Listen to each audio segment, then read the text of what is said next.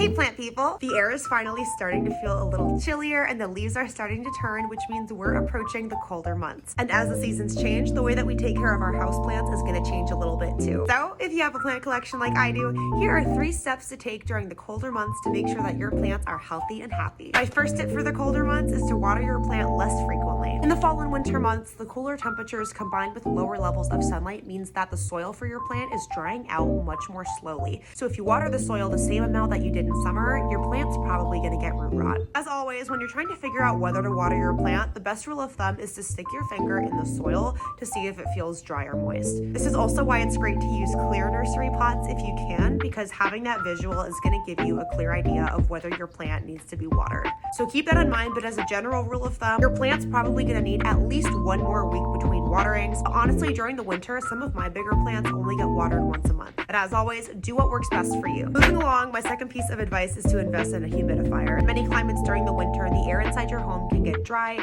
and this can cause plants to have crispy edges, browning tips, or just slower growth. And also a little humidity in that dry winter air is going to be good for you too. All right, last but not least, my third piece of advice to keep your plants happy in the colder months is to invest in a grow light. I feel like a lot of people think that grow lights aren't necessary, and to be fair, I went a long time without ever getting one, but because there's so much less sunlight during the winter and because the position of the sun changes, adding a grow light in my care routine really helped my plants thrive, and I was continuing to see a lot of new growth instead of dormancy. So adding a grow light to your setup, even if it's just during the winter months, really will make a big difference, and you're going to see a lot of new growth that you may not have gotten otherwise. There you go. Hopefully this was helpful. The colder months can get dark and gloomy, so following these 3 steps can ensure that your plant collection stays vibrant, happy, and healthy even during the coldest days. If you have any other tips that I didn't mention, feel free to drop them in the comments. And as always, thank you so much for watching. I hope you have a wonderful day.